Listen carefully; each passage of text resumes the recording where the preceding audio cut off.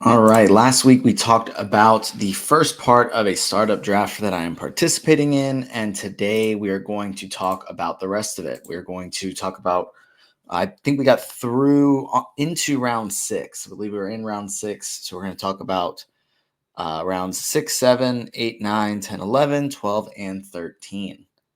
So that'll be the rest of this draft. And it's an 18 team league.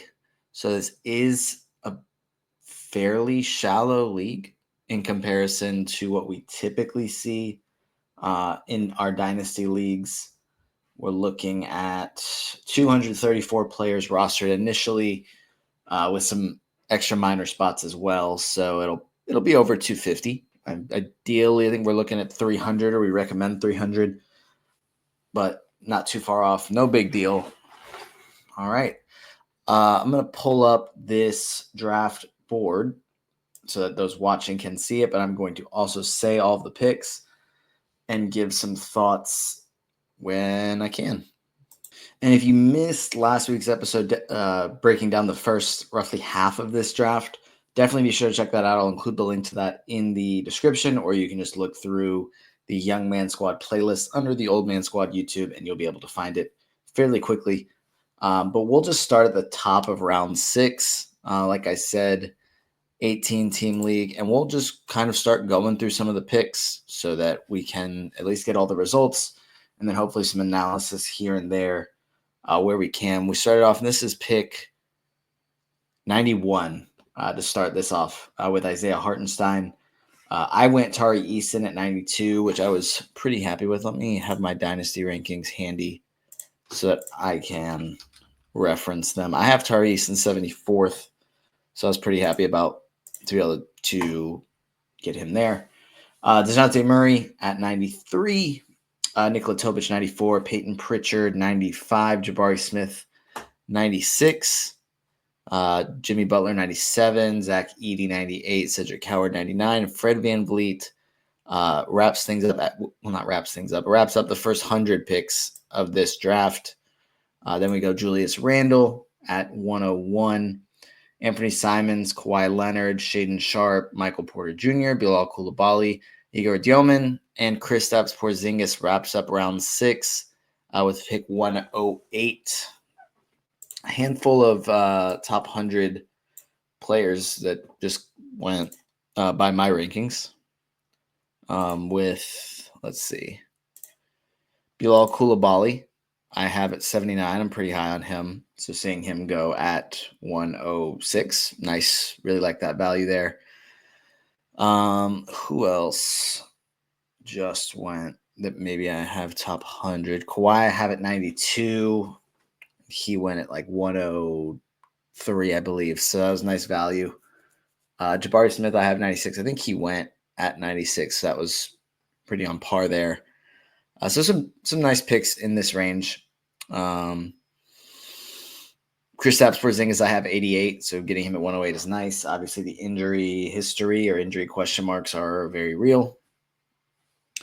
Next up, we kick off round 7 with Andrew Nembhard. That is pick 109, and I have him ranked. Where do I have him ranked? 108. So right on par. But if you're talking about who's going to be more productive this year, or a player that is going to be pretty productive this year, I think Nembhard fits that pretty well. And if you check out our partners at FanDuel, check out their website, then you can clearly see Andrew Nembhard tied for the best odds to win Most Improved Player this year, with Deni Avdija at plus 1,000 currently. I personally think that if you can predict a player to be most improved, then you probably shouldn't.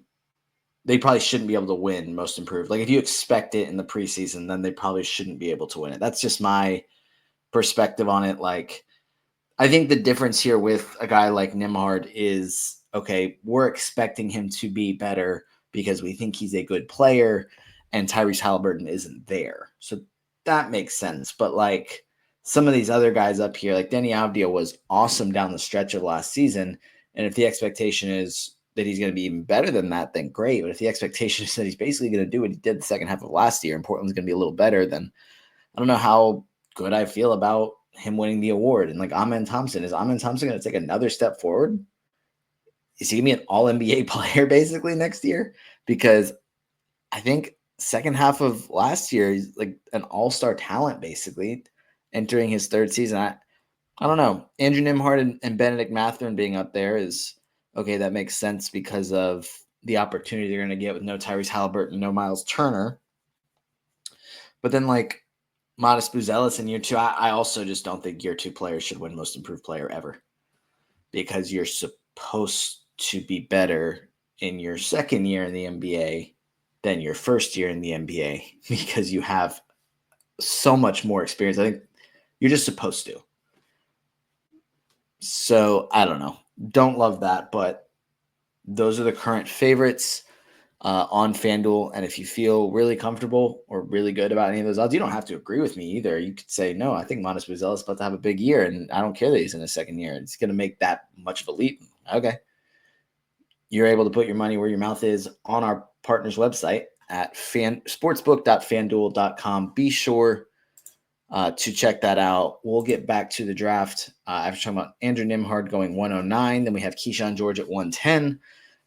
Really like that Keyshawn George pick because I have him ranked. Where do I have him ranked? I have him at 119. Maybe I don't like it as much as I thought I did. I like Keyshawn George, so I'm happy to take him there, even though it is about 10 spots earlier than where I have him ranked. But Jakob Poeltl next at 111. And we have Paul George, which is a pretty interesting slip for him. I have him ranked 128, so this was still a little earlier than where I have him. But if we look at the rest of this team here, it starts off with Devin Booker, Tyrese Maxey, Ja Morant, OG Anunoby, Josh Hart, MPJ, Paul George. There is some youth here with like Maxey and Morant are still young, and the rest of the guys aren't old, aside from Paul George. But getting a guy like Paul George, as talented as he is, at pick 112, I think is pretty solid, especially if you're trying to push for a championship. Then we go Brandon Pajemski, Nikola Vucevic, Cam Johnson, Jaden Ivey, Walter Clayton Jr., Derek Queen. We had two rookies back-to-back. Then we go Jonathan Kuminga, Keegan Murray, Jared McCain, Cam Thomas, Rob Dillingham, Malik Monk. I went Colin Murray-Boyles, and then Damian Lillard to wrap up round 7, which would be pick 126. Am I mathing right? Just want to double check that. Yes, 126. And then just to start off round 8, it's Keontae George and I went Kalman Malawach. So I went 2 rookies back-to-back. Now I have 3 rookies on my team. We had 2 other rookies with Derek Queen and Walter Clayton Jr. also go in the same range, round 7 and 8. So like in the late 1 teens. Would you say that? 100 teens? I don't know. Early 120s and even into the later half of the 120s. Have some rookies going in that range and some other exciting younger pieces like a Jared McCain or Rob Dillingham. So kind of a nice, fun range there to take some upside swings.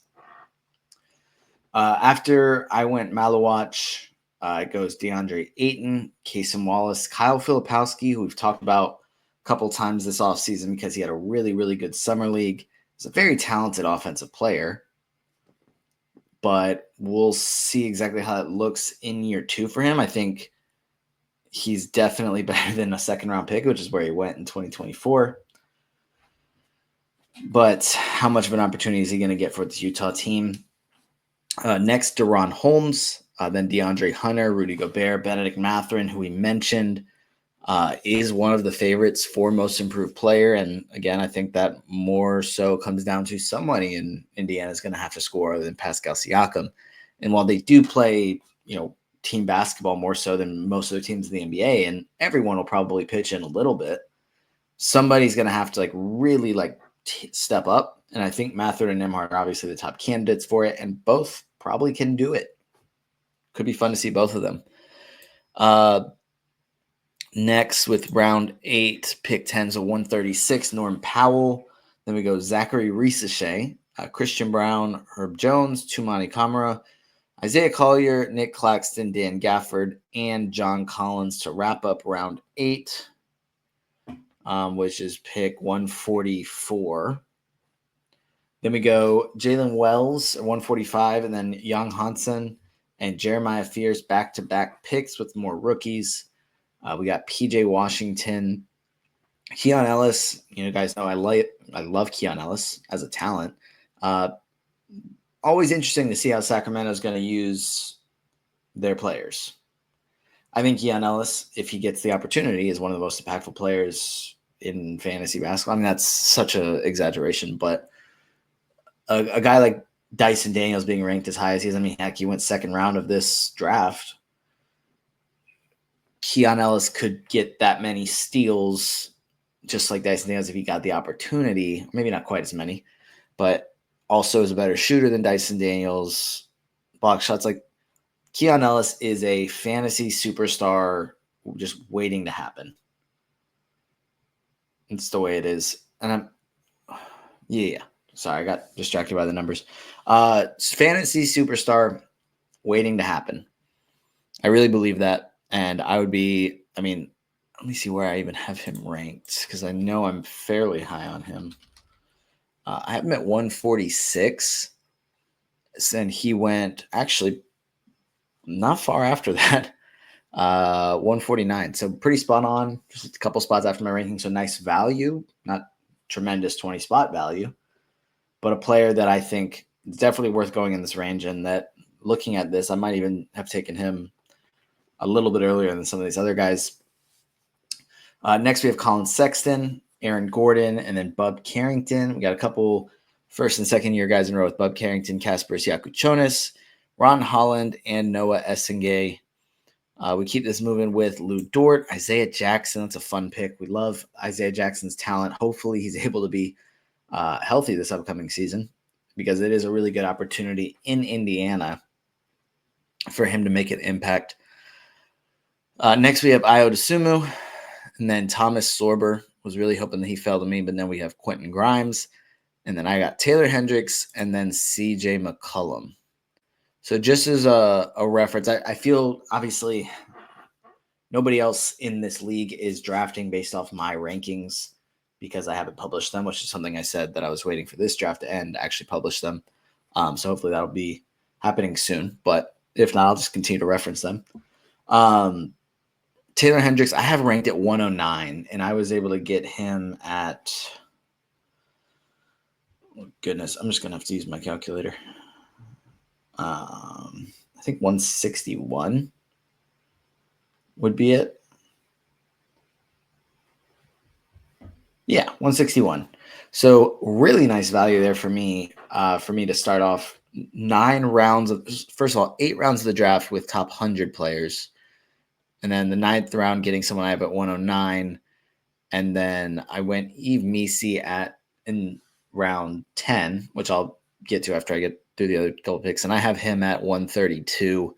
So a little bit of a drop off there where some of my guys that were ranked in between had gone, but feel very good from a dynasty perspective. Like, looking at this, like just straight rankings, very good with the start of my draft. And honestly, with the way the whole draft went, I feel very confident in my team. It is definitely a younger team, and I'll talk about that probably at the end, just like where my team is and the things I'm looking at doing.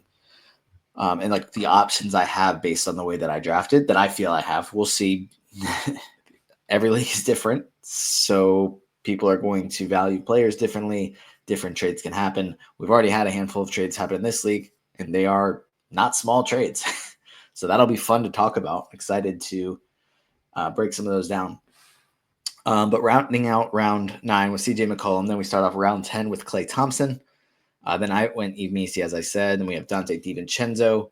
And this is, as I said, pick 163 for Thompson, 164 for Missi, 165 for Dante DiVincenzo. Then we have Carter Bryant, another rookie, Santi Aldama, Cam Whitmore, Karis LeVert, Bradley Beal, Nick Clifford.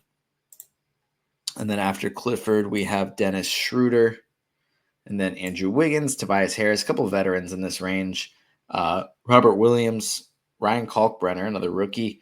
Jeremy Sohan, Davion Mitchell, Danny Wolf, and then Max Christie to round out round 10.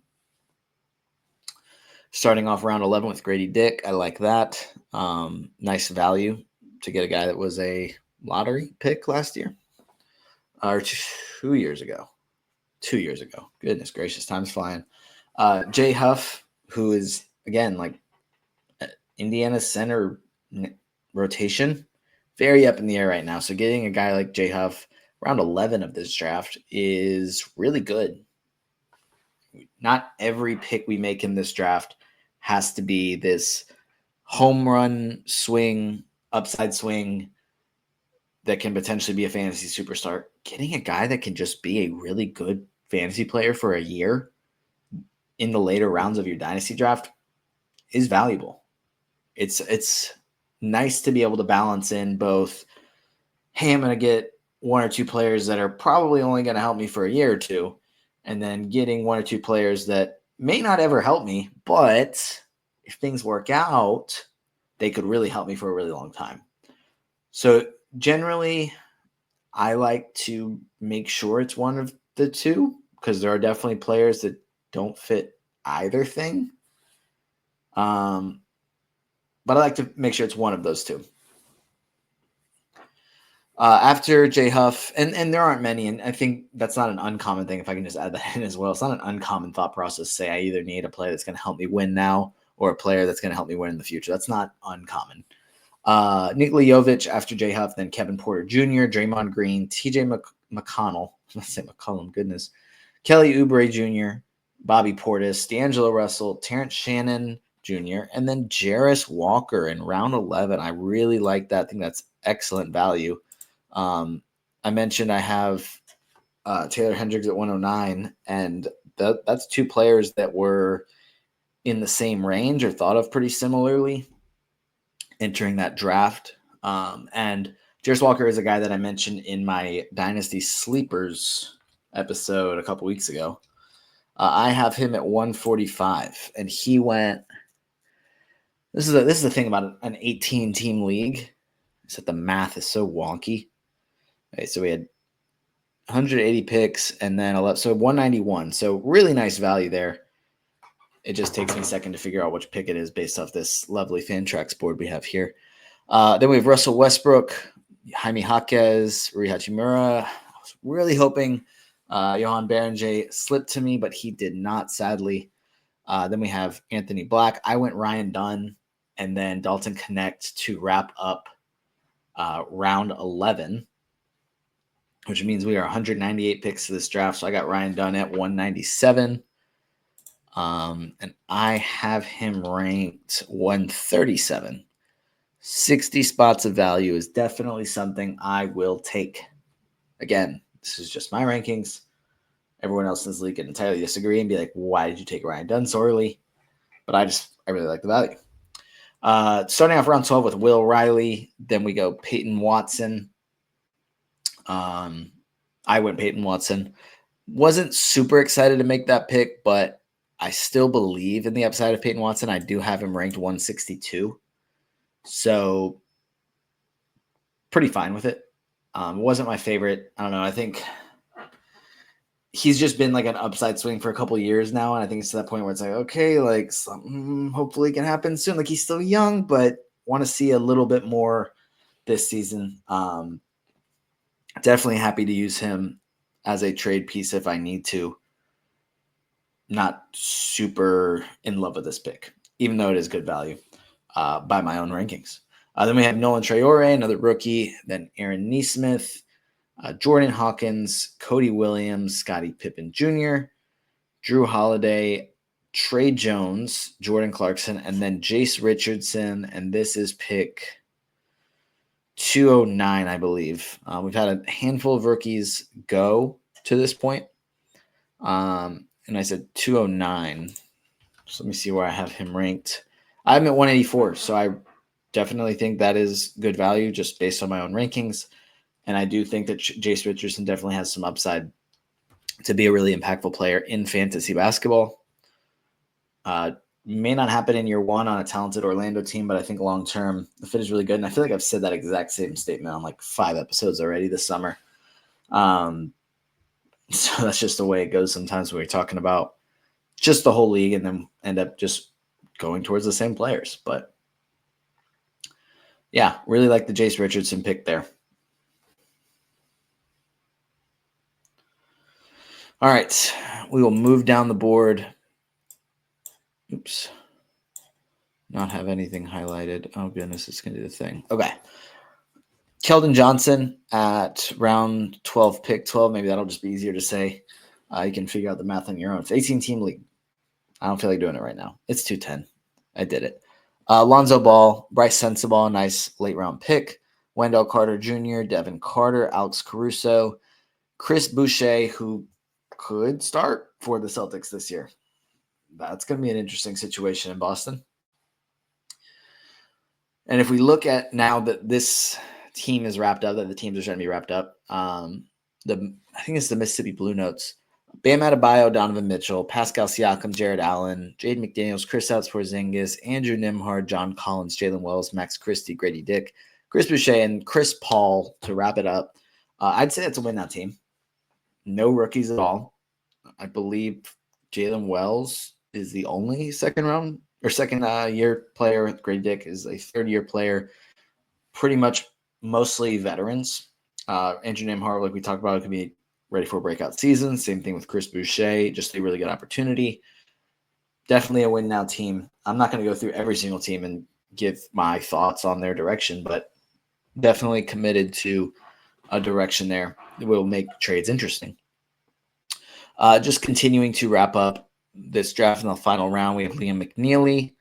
And this is after, let's see how many picks we're through. 216 picks, 218. Liam McNeely was picked 218. We have Asa Newell, Amari Williams, who will also be competing for center minutes in Boston. Ty Jerome, Neemias Queta, who will also be competing for center minutes in Boston.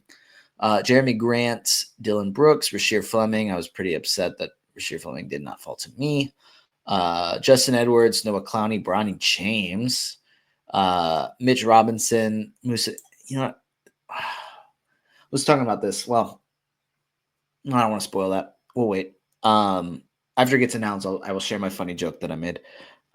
Mitch Robinson, Musa Diabate, Janai Broom, Sam Hauser. I went Nickeil Alexander-Walker, and then Buddy Hield. I have Nickeil Alexander-Walker ranked at 178, so definitely happy to get him at, was that 133, I believe?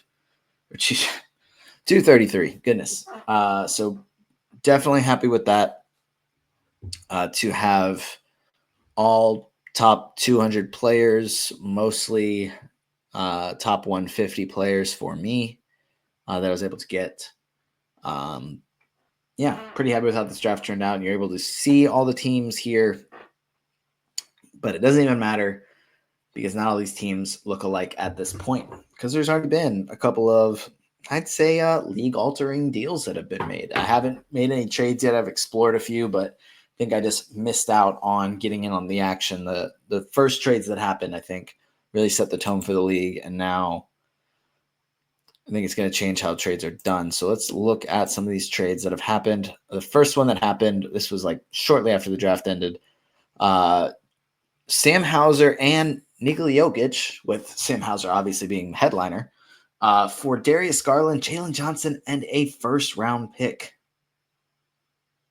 A 2026 first-round pick, Darius Garland and Jalen Johnson to get Jokic and Sam Hauser. So just to, and again, everyone's going to value players differently. May not have Jalen Johnson as the number 12 player in Dynasty leagues, or may not have Darius Garland as the number 27 player in Dynasty leagues. But it took Jalen Johnson, Darius Garland, and a first-round pick. Now that first-round pick, now they have Jokic, probably going to be a later first-round pick, especially when you check out our partners at FanDuel and realize that in a surprising turn of events, of course, Nikola Jokic is number 2 in preseason MVP odds, and Denver did some things to improve their team this offseason. think we'll see a deeper Denver team than we saw last year. Bruce Brown is back. The trade for Cam Johnson, having him instead of Michael Porter Jr. is nice. They added Tim Hardaway Jr. A backup center, assuming everything is good at this point with Jonas Valanciunas, despite him trying to leave the NBA. Seems that he's going to be committed to being Jokic's backup and being all good with that. This is a deeper Denver team, and if Jokic just keeps doing what he's doing, he will definitely have a chance to add another MVP trophy to his collection, but it's going to be a very competitive race. If you feel strongly either way about this race, checking out our partners at FanDuel and getting in on the action is a great place to potentially make some money. Very easy, just a few clicks. But yes, back to some of these trades. The next trade was even bigger because, yeah, sure, Jokic got traded, but within the same hour, we had another trade with Luka Doncic being traded, along with Aaron Nesmith, Janai Broome, and a 2026 second-round pick for Dyson Daniels, Ron Holland, Jalen Williams, and a 2026 first-round pick. Now, it's hard to predict exactly how some of these teams are going to pan out because, you add in Jokic, you add in Luka, and you expect your team to be more competitive. That doesn't always happen. But now you don't have your first-round pick, and you've traded away, in these cases, your top 2 picks from the draft. So looking at this, Jalen Williams I have ranked 11th. Dyson Daniels I have ranked 34th, and that's probably higher than anyone else because I love Dyson Daniels. And then Ron Holland, who I have ranked 112, plus a first-round pick to get Luka, second-round pick, which isn't going to mean as much. Janai Broome, who we'll see is a rookie.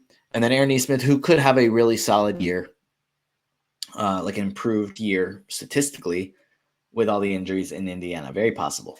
Very possible. I think this is like some really big trade packages to acquire a superstar. That's what it takes.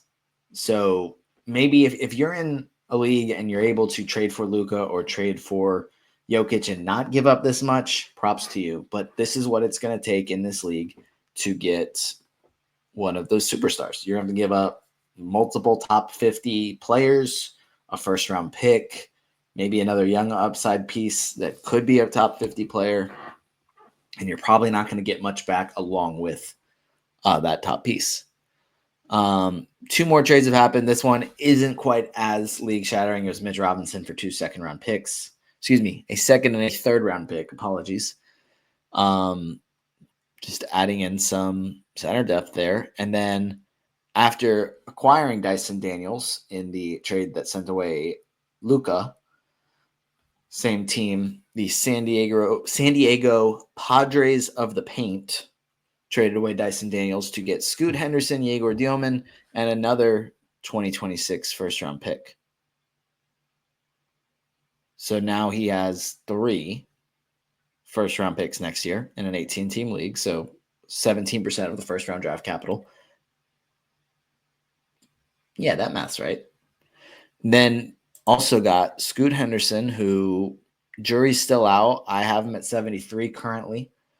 And then Yegor Dioman, who I'm lower on than most, and I have him at 121 and a first-round pick. So getting that for Dyson Daniels. So if you think about it, maybe Scoot is a few spots lower to most people. Yegor Dioman is a few spots higher. Dyson Daniels probably 15 spots lower with most rankings. So it's still fetching a nice price for Dyson Daniels. To see Dyson Daniels get traded twice in this league. It's my fault for not getting in on the action, but maybe I will. Maybe I will now that just want to make sure Dyson's my guy. I just want to get him on my team. Cool. So that's this draft, the International House of Hoops. I will probably continue to provide more updates for this league as it progresses. Keep updates on my team, maybe other trades I make. I know there's already been a few conversations I've had. But that's going to do it for this episode of the Young Man Squad Fantasy Basketball Podcast. We've got another mock draft that I'm in the process of doing. So maybe we'll split that up into 2 episodes since it's 400 picks. Maybe we'll do that just to keep things digestible like we did with this, spreading into 2 episodes, maybe even 3. We'll see. We'll also have Matt Lawson. It'll be on Thursday now. We'll be talking about some Dynasty points leagues and just general rankings, and he'll answer some of my questions that I'll be having about points leagues. So hopefully that will be helpful to our managers that are only playing in points leagues or have their points leagues. And I don't think that things not too much should be drastically different for most players. There are a handful of players. I think their ranking will change a decent amount, but for the most part, it's not too different. But we'll have Matt on to talk about that. So if you have any questions you want me to ask Matt, be sure to comment them, or you can find me on Twitter at NoRuben22, and you can just tweet at me. I will make sure to ask Matt those questions. But that's going to do it for this episode of the Young Man Squad Fantasy Basketball Podcast, which is part of the Old Man Squad Sports Network, which is part of Believe Network and brought to you by FanDuel. Make sure to like, comment, and subscribe. It is helpful. And I will see you guys tomorrow.